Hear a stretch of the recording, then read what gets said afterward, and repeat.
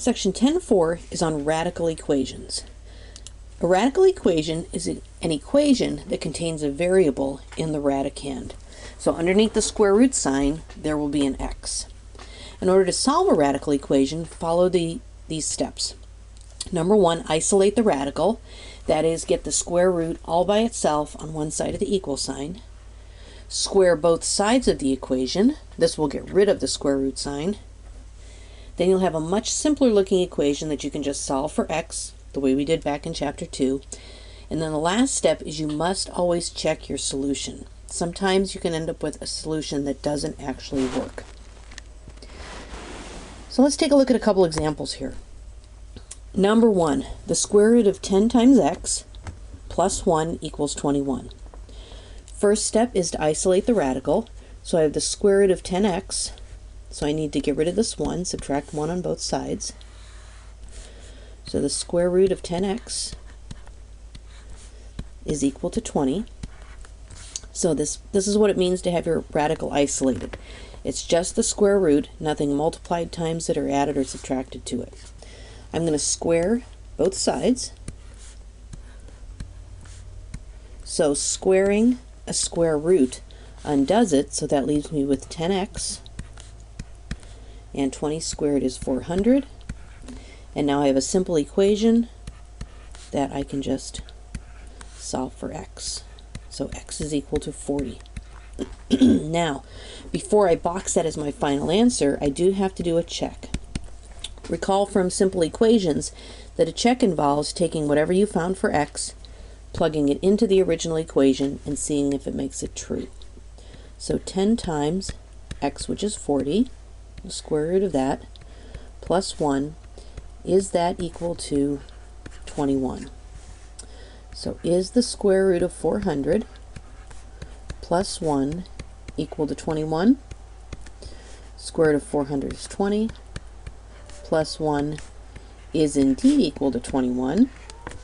So my answer is x equals 40. Let's take a look at a second example here. So I have the square root of 7x plus 2 with 3 added to that is equal to 7. First step is to isolate the radical. So I'm going to subtract 3 from each side. That's going to leave me with the square root of 7x plus 2. And that's equal to 4.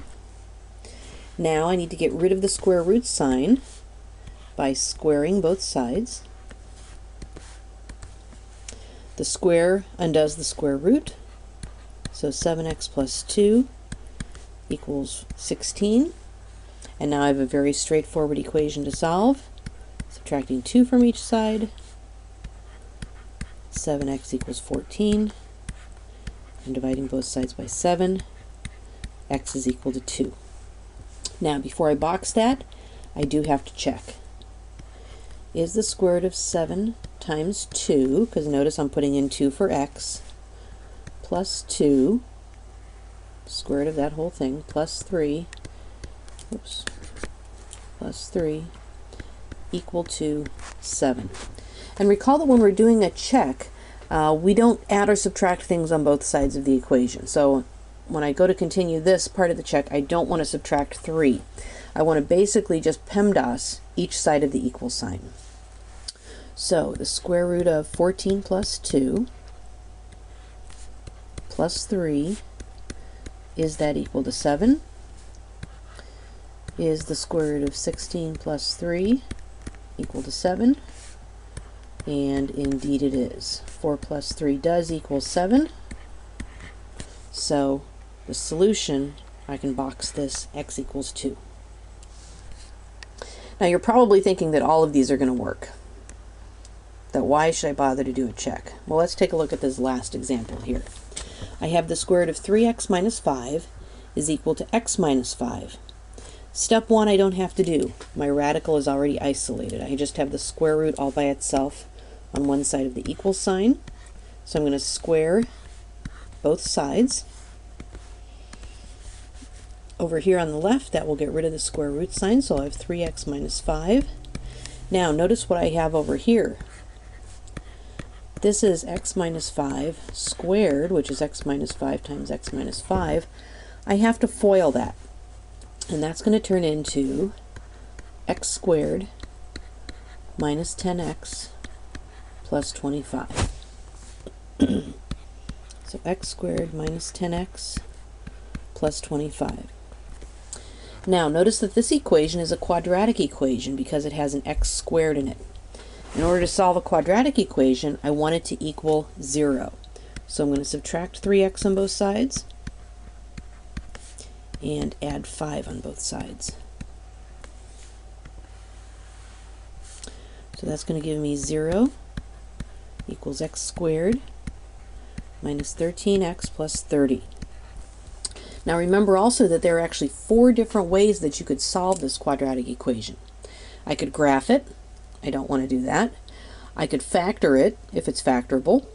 I could complete the square, or I could use the quadratic formula. But this one's actually kind of nice. This one is actually factorable. So when I'm looking for two numbers that multiply to 30 and add to negative 13, I get a negative 10 and a negative 3. So remember what that means. That x minus 10 equals 0, x minus 3 equals 0, so x equals 10, or x equals 3. Now I have to actually check both of these before I can box those. So let's start with 10 first. Is the square root of 3 times 10 minus 5 equal to 10 minus 5? This was a little tricky because I had to substitute 10 in for x in 2 different places. So let's continue PEMDASing this.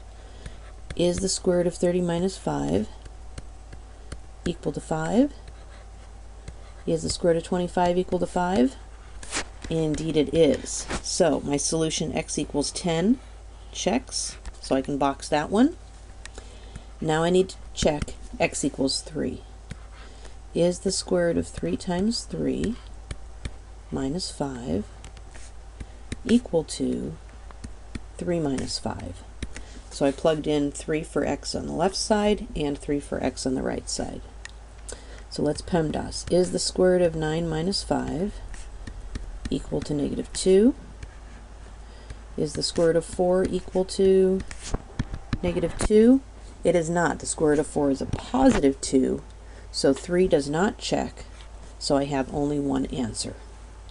So in order to solve a radical equation, step 1 is to isolate the radical, step 2 is to square both sides, step 3 is to solve, as you did back in chapter 2, and step 4, very important, you do have to check.